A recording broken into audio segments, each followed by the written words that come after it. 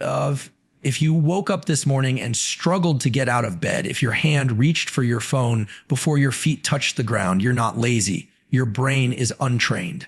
But what if I told you discipline is not a personality trait? It's a neurochemical process, and you can train it today. Will unlock the Lotus Method, a powerful, structured way to train your brain for unshakable discipline. Most people believe discipline is something you're either born with or you're not, that it's some fixed trait like eye color or height. You'll hear phrases like, "you're just naturally disciplined," or "never had that kind of willpower," as if it's written into your DNA. But that's not how the brain works. Discipline isn't a personality trait. It's not something magical reserved for a select few. It's a function of specific circuits in your brain. And just like a muscle, it can be trained, strengthened, and optimized.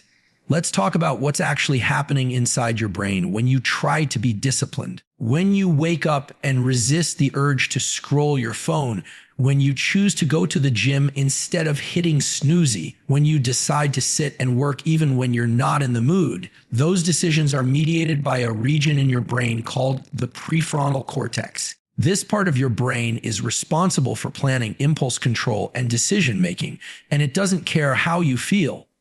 It responds to what you do repeatedly. If your behaviors constantly reinforce distraction, your brain will adapt to that. That means your prefrontal cortex gets weaker. But if you begin making small choices consistently that go against what feels easy, your brain adapts in the other direction. The circuits for control, persistence, and restraint begin to fire more easily. This is called experience-dependent plasticity. Your brain literally changes in response to what you repeat. Think of your brain like a high-performance machine. If you train it with chaos and inconsistency, it becomes reactive and scattered. But if you train it with structure, intentional resistance, and pattern, it becomes precise and powerful. That's how discipline is built, not from one giant act of motivation, but from consistent neural conditioning. There's another layer to this. The brain doesn't just respond to what you do, it responds to how difficult it is. When you encounter resistance,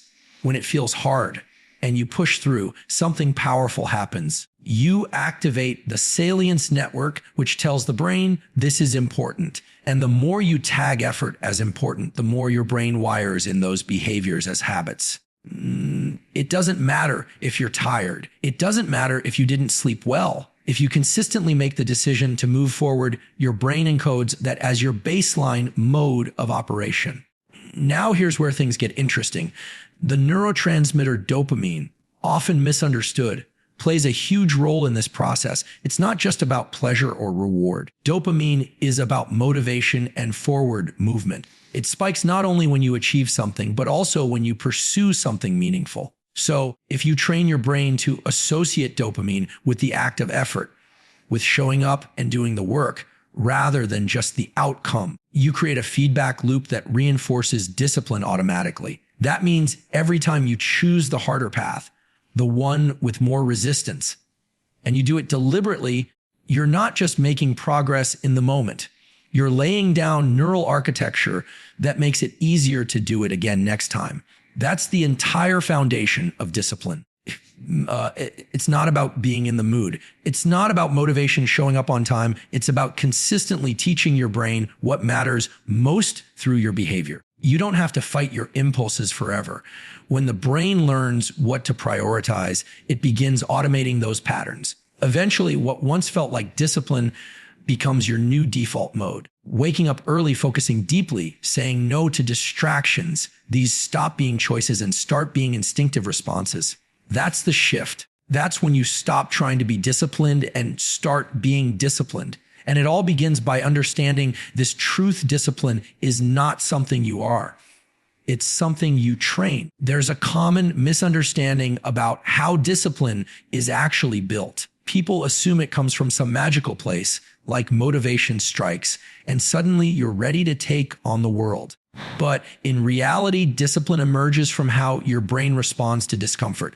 Not in spite of it, but because of it. If you want to train your brain for maximum discipline, you need to begin with this core idea: your nervous system changes in response to stress. And that means the right kind of stress applied in the right way. can literally hardwire you for self-control, grit, and consistency. Think about the lotus. It's not a flower that grows in a pristine garden. It grows in the mud, in the dark, in resistance. That's where it becomes strong enough to bloom. And your brain works the same way. If you protect yourself from all discomfort, if you never expose yourself to difficulty, the circuits that handle effort, restraint, and decision-making stay dormant. But the moment you introduce controlled friction into your life, the kind of friction you choose, your brain begins to adapt. That's how discipline gets built, one rep of discomfort at a time. Your brain is always monitoring your internal environment. When you deliberately place yourself in a slightly uncomfortable situation, whether it's getting up earlier than usual, stepping into cold water, pushing through that final round of focused work, what happens is remarkable. A set of neurochemicals, including norepinephrine and dopamine, begin to rise. These aren't just stress signals, they're training cues. They tell your brain, pay attention, this matters. And that activates plasticity. That's the process by which your neurons fire together and wire together. You're not just surviving a challenge, you're encoding resilience.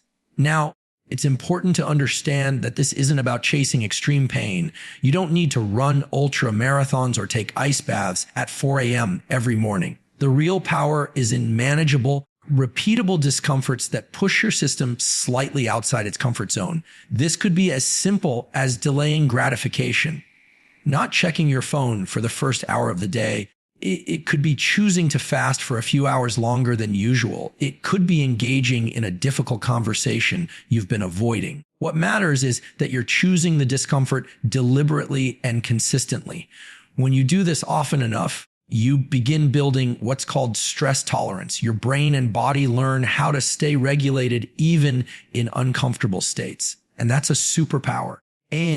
Because the difference between someone who's disciplined and someone who's reactive isn't that one feels discomfort and the other doesn't. It's that one knows how to operate through it without shutting down. That kind of control only comes from practice. Here's what's even more interesting. The more you expose yourself to these small doses of discomfort, the more your brain begins to associate reward with effort. That's not just a mindset, that's neurochemical conditioning. When effort starts to feel good, when your brain starts releasing dopamine, not just at the finish line, but during the uphill climb, discipline becomes sustainable. You stop needing motivation.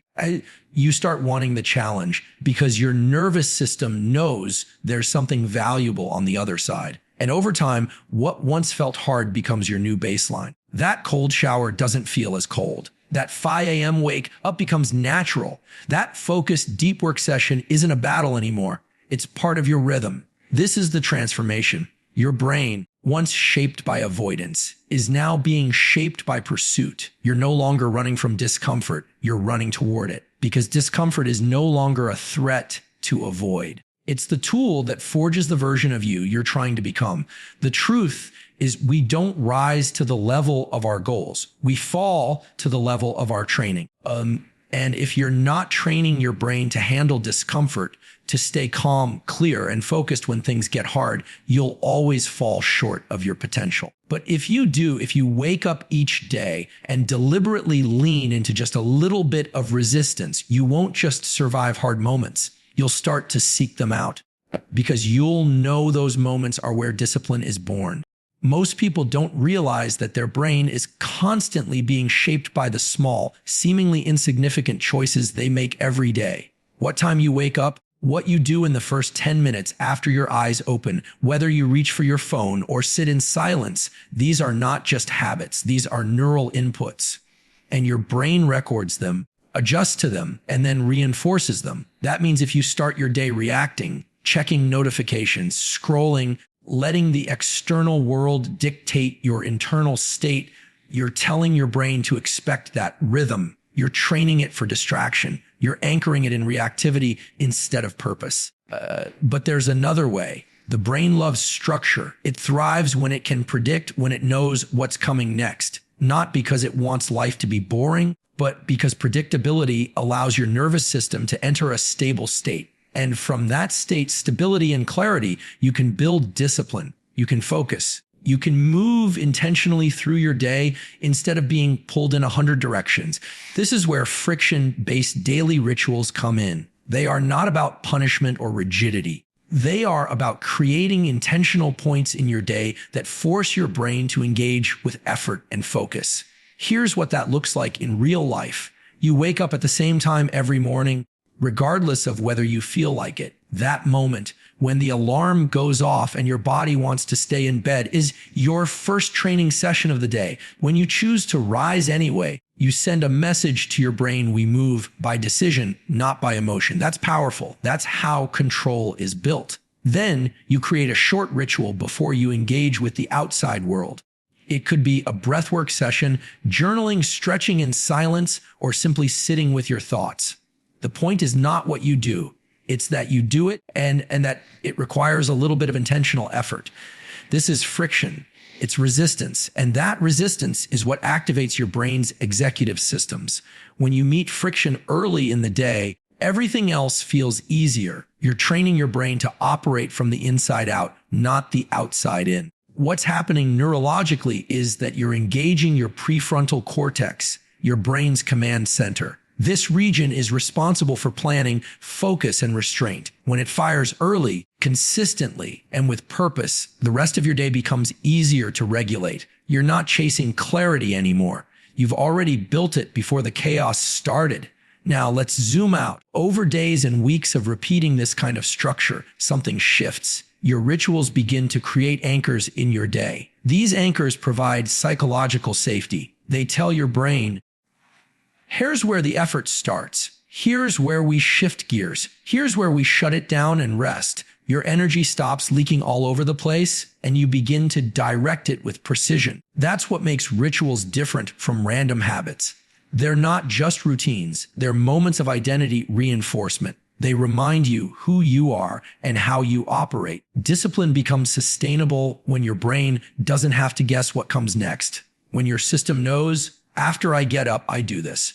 After I finish this task, I do that. It frees up cognitive energy. That energy can now be used to do deep work, stay calm under pressure, and show up consistently, not just occasionally.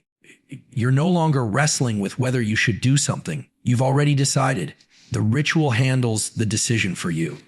The more consistent your rituals are, the less dependent you become on mood.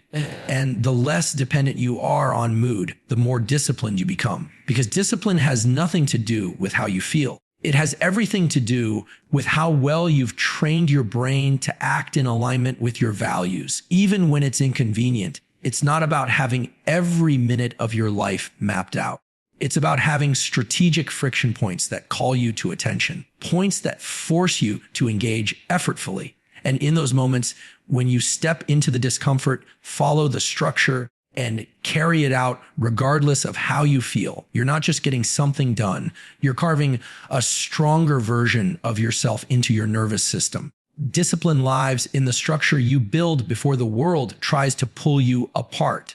You said, when people think about discipline, they usually think about action, doing the hard thing, showing up consistently, pushing through resistance. But what often gets overlooked is the gatekeeper of all action: focus. Because without the ability to place your attention where it needs to be and keep it there, discipline collapses. You can have the best intentions, the strongest plan, the clearest goals, but if your focus is constantly being hijacked, your behavior will follow the path of least resistance. That's not weakness. That's the brain doing what it's been trained to do. The ability to focus is not something you're born with in high supply or low supply. It's a skill. It's trainable. Just like strength or endurance, the neural circuits that govern sustained attention can be built through deliberate, repeated effort. And this is where discipline either grows or dies. Because focus is the mechanism that allows you to direct your energy toward the thing that matters while filtering out everything else. Without that, your efforts are fragmented. Your discipline becomes reactive. You chase noise, not results. Your brain has a network called the anterior cingulate cortex that plays a massive role in sustained attention. This part of the brain is like a spotlight. Wherever it points, that's what gets lit up, processed, and prioritized. The problem is, in today's world, That spotlight gets dragged all over the place. Texts, apps, pop-ups, endless streams of dopamine triggers. Every time your attention is pulled and not reclaimed, you're reinforcing circuits of distraction. That means the more you allow yourself to be interrupted, the easier it becomes to get pulled off track in the future. Your brain literally becomes more skilled at being distracted. But here's the good news, you can reverse that. And the process is simple, though not always easy. You begin by setting aside a block of time. Start small, even just 12 minutes, and you pick one task, one thing. You remove all distractions, no tabs, no notifications, no music. You tell your brain, we are doing this and only this until the timer ends. And then you begin. Now, what will happen in those first few minutes is predictable. Your mind will wander. Your body will want to shift. Your brain will generate thoughts that feel urgent. Did I respond to that message? Should I check the time? Maybe I need a break. That's the moment of training. When you gently bring your focus back to the task, you're not just finishing something, you're reinforcing the neural loop of discipline. You're teaching your brain that focus is the priority, that we don't move just because a more stimulating option appears. That redirection, that conscious effort to come back is the rep. The more you do it, the stronger your focus becomes. And here's what's wild over time, that 12 minutes begins to feel easier. You stretch it to 20, then 30. Your ability to sit with one thing uninterrupted expands. And with that expansion comes power. Because now you're not just reacting to the loudest voice in the room, you're directing your own internal environment. That's what separates the disciplined from the scattered. Not that one has more willpower, but that one has trained the skill of focus to such a degree that it becomes second nature. This training doesn't just stay in your work life. It bleeds into everything. Conversations become deeper. Workouts become more intentional. You begin to finish what you start. You listen longer. You respond instead of react. All of these are byproducts of a brain that knows how to hold its attention. We also need to understand how energy plays into this. Your brain consumes massive amounts of energy when switching tasks. That's why multitasking feels so exhausting. Every shift of attention burns fuel. So when you stay locked in, you're not just improving output, you're preserving energy for the long game. That energy, when conserved, gives you the endurance to remain disciplined throughout the day. It gives you margin. It gives you control. And the truth is, most people don't lose their goals because they're lazy. They lose them because their attention is fractured. They never gave themselves the cognitive space to go deep. Discipline thrives in depth, and depth requires focus. It requires the ability to lock in, to stay with the boring, the difficult, the uncomfortable without running. That's the threshold most never cross. But once you do, once you train your brain to focus deeply, deliberately, and for extended periods, discipline becomes the byproduct. You don't have to force it. It flows naturally from a mind that's trained to stay the course. One of the most misunderstood concepts when it comes to building discipline is reward. We've been conditioned to chase the end result, the trophy, the applause, the number on the scale, the money in the bank. And yes, outcomes matter. They signal progress. But if you only allow yourself to feel good after the achievement, you're missing the real opportunity. The brain isn't designed to only reward the finish line. It's wired to reinforce whatever behavior is most consistently paired with emotional and neurochemical reward. That means if you can shift the reward to the effort itself, you can train your brain to crave the process, not just the outcome. This is where the idea of discipline becomes more than just doing hard things. It becomes a neurochemical strategy. Every time you engage in effort, struggle, or resistance, and you mentally reward yourself during that effort, you're sending a clear signal to the brain. This matters. Do more of this. And your brain listens. Dopamine begins to rise, not at the end of the workout, but during the hardest set. Not when you hit the final paragraph, but while you're grinding through the middle. This shift is subtle, but once it locks in, it becomes a superpower because now effort no longer feels like a cost. It feels like progress. You're no longer dragging yourself through the difficult parts just to get to the relief. You're actually engaging with the difficulty because your brain starts to find it meaningful, even pleasurable. And when you can link dopamine to effort, that's when discipline becomes automatic. Now, let's break this down. Dopamine isn't about happiness or pleasure the way most people think. It's about motivation, pursuit, and reinforcement. It's what drives us to do things again and again. But here's the catch. Your brain doesn't automatically attach dopamine to the right things. It attaches it to what you consistently reward mentally. So if you only give yourself a mental pat on the back when the task is over, you're training your brain to tolerate effort just long enough to get a reward. That's short-term discipline, and it often fades. But if you begin to celebrate the effort itself, if you literally think, this is hard and I'm doing it, and that's powerful, you're training your brain to release dopamine in the middle of the process.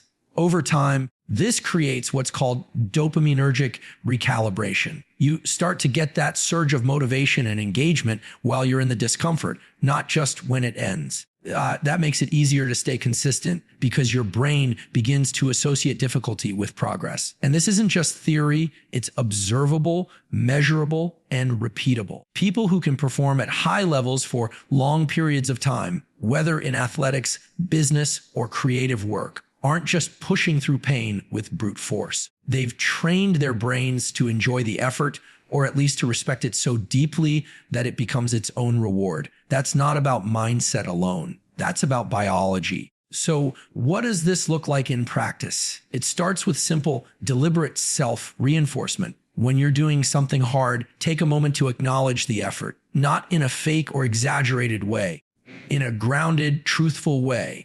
This is where I'm growing. This is what progress feels like. You're teaching your brain to feel a sense of value in movement before the result appears. Over time, those neural circuits get stronger and your tolerance for challenge expands. What used to feel overwhelming now just feels like part of the game. This is one of the most sustainable ways to build discipline because it doesn't rely on external motivation. It doesn't depend on conditions being perfect. It's a self-contained loop. You show up, you do the work, you reinforce the effort. The brain catches on, adjusts its chemistry, and the behavior becomes easier to repeat. Eventually, you'll look back and realize that you no longer need the win to feel fulfilled. You're fulfilled by the work itself. And ironically, that's when the wins come more often because you're no longer chasing them out of desperation. You're creating them from a foundation of internal reward and consistency. That's not just discipline. That's mastery. One of the most overlooked truths about discipline is that it's not just about what you do. It's about who you believe you are. Your brain is constantly observing your behavior and updating your sense of identity based on what it sees. You don't even need to say anything out loud for this to happen. Every action you take is a vote toward the kind of person your nervous system believes you are becoming. This means that identity isn't something you declare, it's something you build. And every time you follow through, every time you act with intention, even when it's uncomfortable, you're reinforcing a pattern that becomes part of your core wiring. Your brain is designed to create internal models of how the world works and where you fit within it. That includes models of yourself. And these models are shaped by repetition. If you consistently skip your commitments, if you break promises to yourself, if you hesitate when it's time to act, your brain logs that and starts assuming that's who you are. That identity becomes a filter and it affects everything: how much you trust yourself, how willing you are to take on challenges, how resilient you are when things go wrong. It all loops back to the behaviors you reinforce. But the amazing part is that this system works both ways. You can deliberately shape a disciplined identity by acting like a disciplined person, even before you feel like one. This is where a lot of people get stuck. They wait for the feeling to come first. They wait to feel motivated, confident, focused, then they plan to act. But the truth is, your nervous system doesn't require that feeling to begin. It needs action, repeated, meaningful action. When you take that action consistently, your identity catches up and it happens faster than you think. You start waking up earlier, not because you have to, but because you've become the kind of person who doesn't negotiate with the morning. You start showing up to your workouts, not because you're trying to be fit, but because your body recognizes that this is just what we do now. You stay locked in on a project longer than you used to, not because someone is watching, but because your brain has accepted we are not the kind of person who quits when it gets hard. That shift is real, and it begins with choice.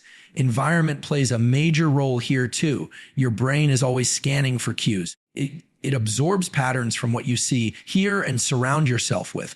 If your environment is filled with distraction, chaos, people who normalize inconsistency, it becomes harder to build a disciplined identity. Not impossible, but harder, because the brain uses environmental input to decide what's normal. And the nervous system loves to conserve energy. If undisciplined behavior is easier to access and socially reinforced, your brain will drift toward it unless you have strong internal anchors.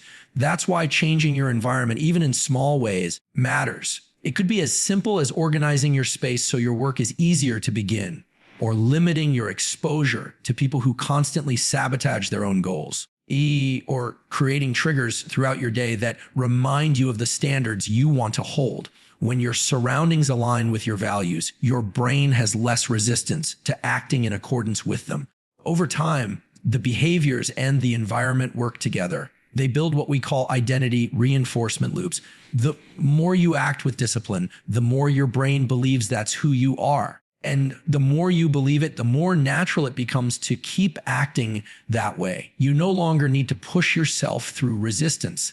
You've rewired what feels normal. This is why discipline eventually feels effortless. For those who stay consistent, it's not that the work gets easier. It's that you become someone for whom doing the work is simply what happens. The internal friction fades. There's no longer a battle between who you are and what you're trying to do.